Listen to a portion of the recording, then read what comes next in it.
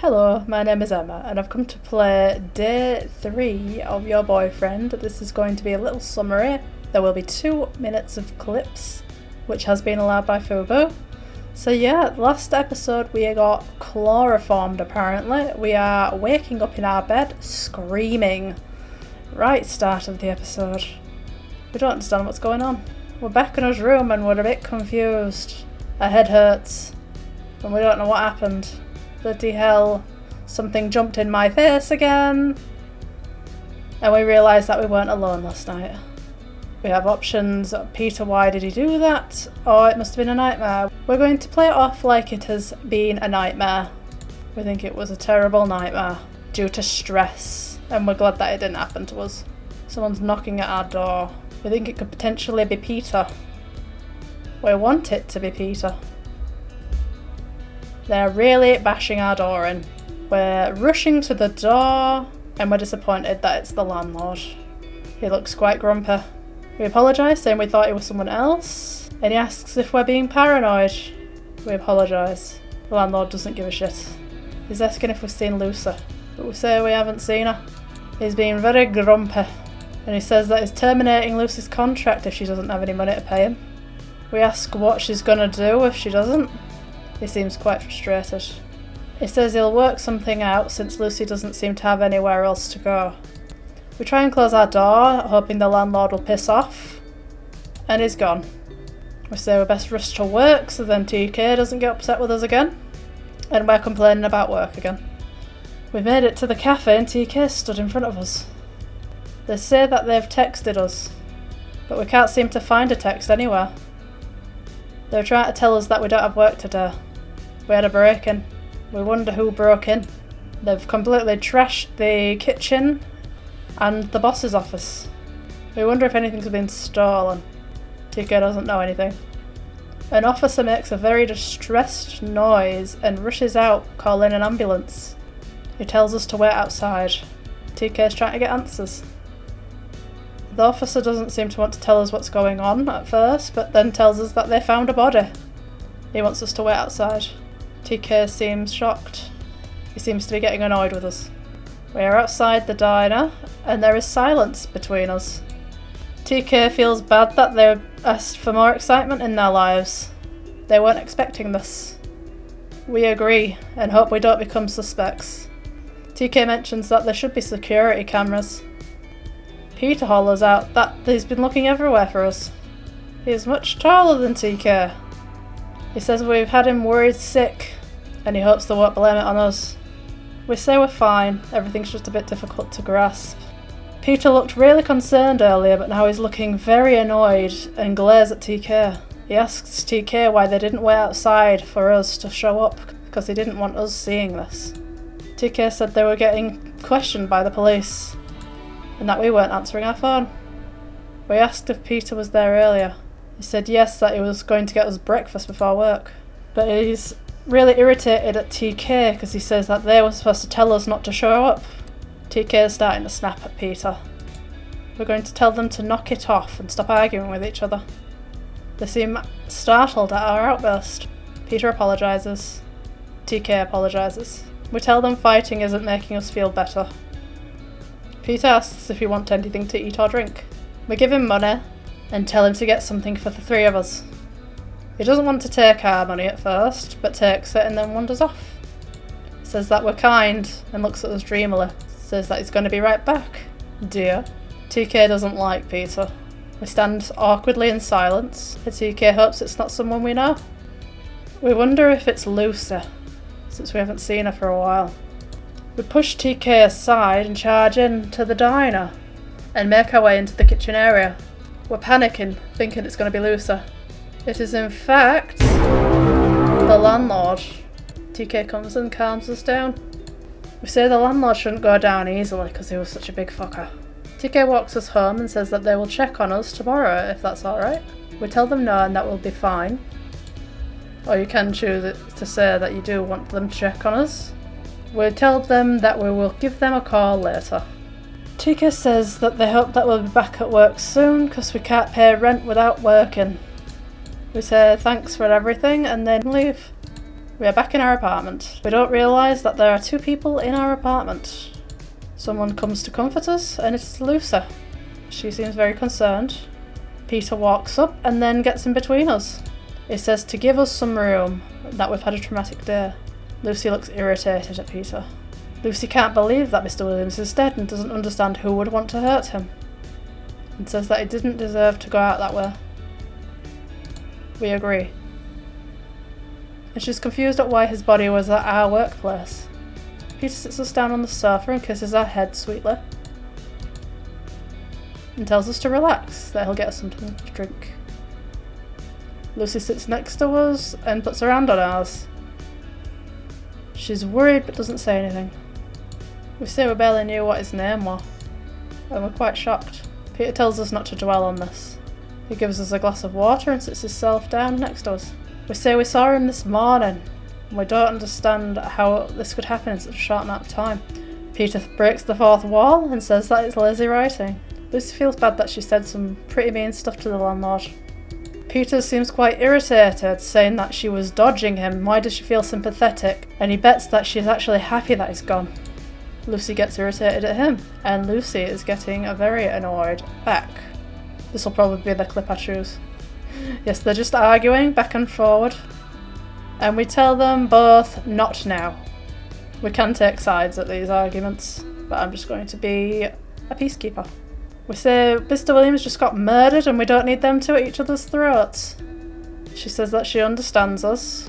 Peter rests his hands on her thigh and looks at the ground, as if in deep thought. Lucy says she's off out and she'll be back later. And Peter says that he's going to be with us all night and pulls us close. Lucy says she ran away from home and Mum seems to be quite the character. Lucy says that she loves us, which is strange. Peter says that this place seems to be making us depressed and asks if we want to go to his house for a bit. And we agree that we want to go to his house. And he says that the moment we see it, we won't ever want to leave. And if we try, he might have to tie us down and make us stay. We ask if he's joking. Yes, if we want to find out. We say sure. We have a feeling it's a bad idea, but we need a distraction. Peter smirks and gives us his hand to get us off of the sofa. He likes how bold we're being. Our heart feels like it's getting caught in our throat, and we're getting quite nervous. We are leaving our apartment. We leave the apartment and we look outside, and there is a very creepy looking grey van outside. It's Peter's car and he asks us to get in. He holds the door for us, which is quite kind. We are in Peter's car and it says that he keeps it very clean. He says it's going to be a long ride. He says it's 3 hours away. We're very shocked. He says it is rather far away, that he likes it, but he doesn't like the fact that it's so far away from us, and that it's worth all the gas money he spends on it. We seem very confused, asking if he comes 3 hours just to look at a flower shop. He chuckles. He says that he loves us, but we're not very smart. It seems he's been stalking us for quite a while, and he's the one who keeps opening our window, and he seems to comment on our perfectly sized wardrobe. It's hit us like a pile of bricks that he's stalking us. He says that can we really blame him when we're the one that is always on his mind and makes his heart beat every time he sees us and smells us?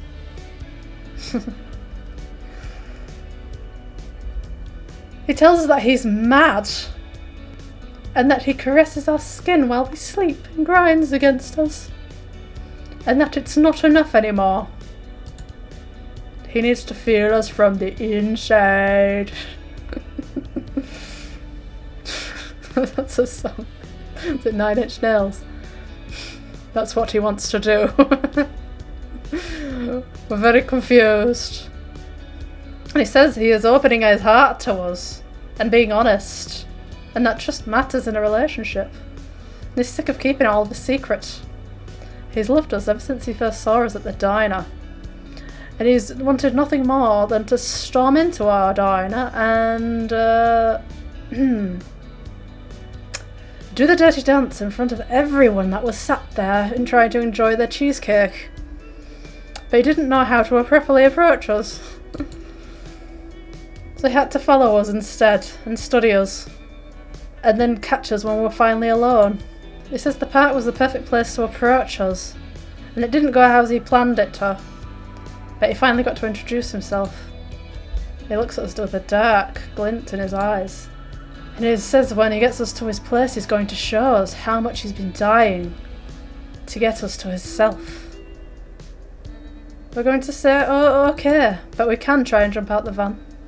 We whisper to him and sink into our seat as he drives.